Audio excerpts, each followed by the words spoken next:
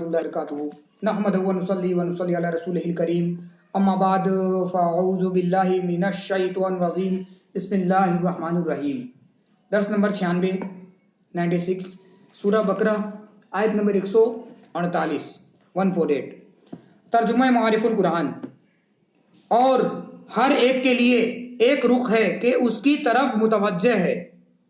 تو نیکیوں میں آگے بڑھنے کی خواہش کرو، جہاں کہیں ہوں گے تم سب کو اللہ لے آئے گا، بے شک اللہ ہر چاہے پر قادر ہے۔ تفسیر اشرفی۔ جس طرح کسی کی جہت عبادت یعنی عبادت کرنے کی دشا اس کا قبلہ ہے، اسی طرح اس کی خاص توجہ کا مرکز یعنی دھیان کیندر بھی اس کا قبلہ ہے۔ تو مسلمان جہاں بھی جس طرف بھی ہو، کعبہ ہی اس کا قبلہ عبادت ہے۔ جو کعبہ شمال یعنی اتر دشا میں ہے، ان کے قبلہ کی سمت جنوب یعنی دکشن دشا ہے۔ یوں ہی جنوب والوں کا قبلہ جانب شمال یعنی مغرب، پشچم والوں کا قبلہ جانب مشرق پورو دشا، اور مشرق والوں کا قبلہ جانب مغرب ہے۔ اور سب عبادت کے لیے قبلہ کی اپنی اپنی سمتوں کی طرف رخ کرتے ہیں۔ اور صرف یہی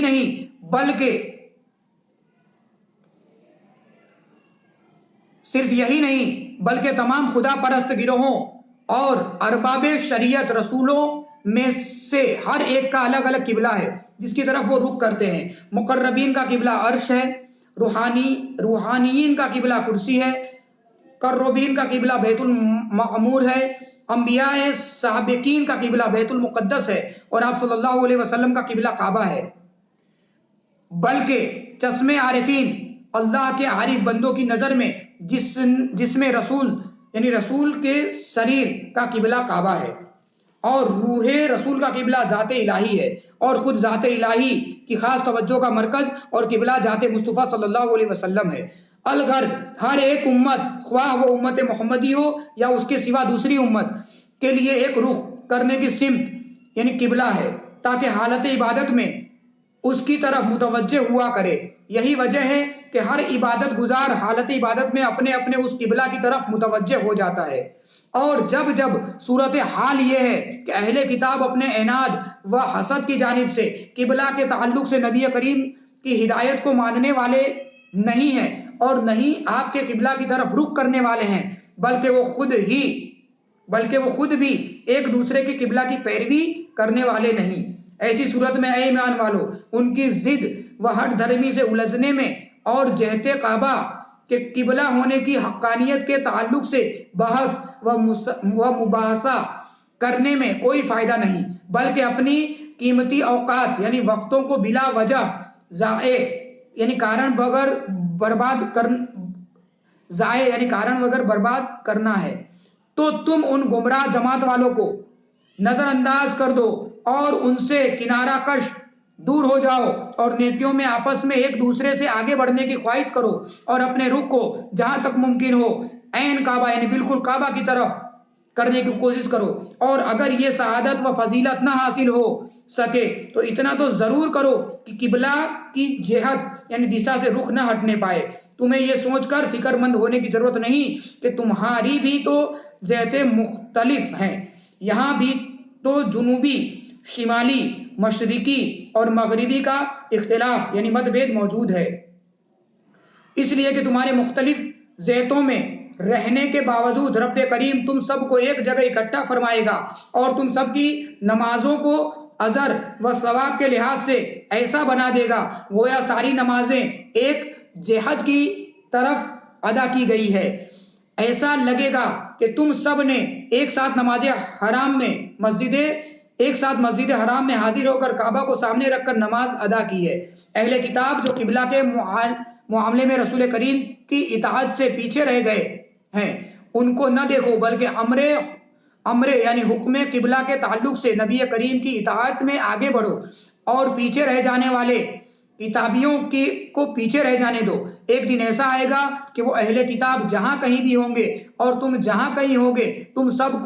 تم کو بھی تمہارے دشمنوں کو بھی اللہ تعالیٰ لے آئے گا اور اکٹھا فرمائے گا، تاکہ حق و باطل کے درمیان فیصلہ فرما دے۔ بے شک اللہ تعالیٰ ہر چاہے پر قادر ہے۔ جو چاہے کرے، جب تک چاہے تمہیں زندہ رکھے، پھر وفات دے دے اور پھر زندہ فرما کے اکٹھا بھی کر دے۔ رب کریم نے اپنے کلام بلاغت نظام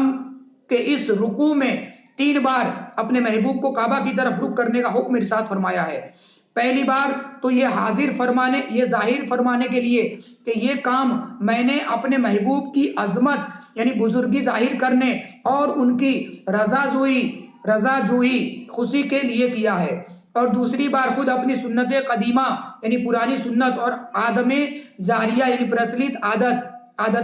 یعنی پرچلت عادت کی وجاہت کے لیے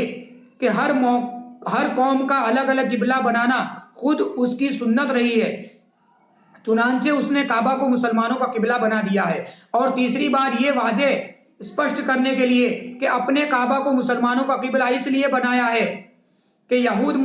مسلمانوں کے خلاف حجت نہ قائم کر سکیں، اس لیے کہ ان کی کتابوں میں مذکور تھا کہ آخری نبی کعبہ کی طرف رخ کر کے نماز پڑھے گا، اور یہ تو بیت المقدس کو قبلہ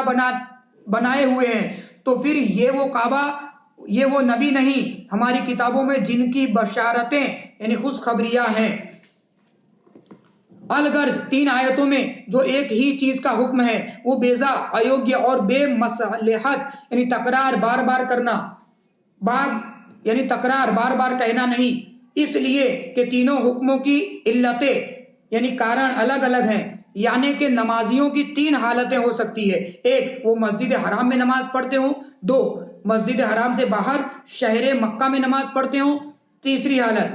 شہر مکہ سے باہر کسی اور جگہ نماز پڑھی جا رہی ہو۔ تو اب پہلا حکم پہلی حالت سے، دوسرا حکم دوسری حالت سے اور تیسرا حکم تیسری حالت سے متعلق ہوگا۔ ساتھ ہی ساتھ اگر 3 حکموں سے 3 طرف اشارہ ہو جاتا ہے: 1 کعبہ کی طرف رخ کرنے کا علم علماء اہل کتاب کو پہلے ہی سے تھا، دوسرا خدا نے جب کعبہ کو قبلہ بنا دیا تو پھر اس کا قبلہ ہونا برحق تھا، 3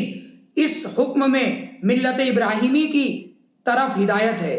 عرب اپنے تمام افعال میں حضرت ابراہیم کی اتباع یعنی پیروی کو پسند کرتے ہیں، تو کعبہ کی طرف رخ کرنا ان کے لیے ایک نعمت تھا جو ان کے لیے باعث افتخار تھا۔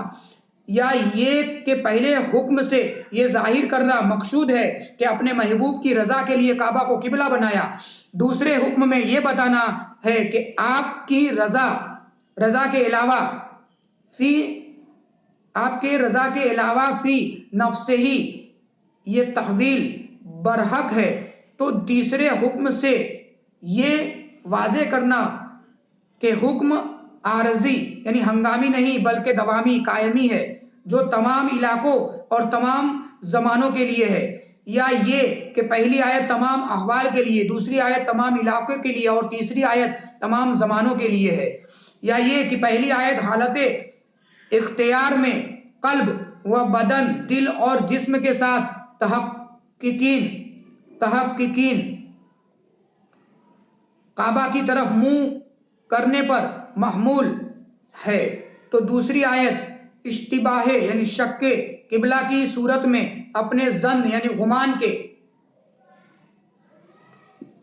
مطابق کعبہ کی طرف منہ کرنے پر محمول ہے، اور تیسری آیت حالت اضطرار میں مثلا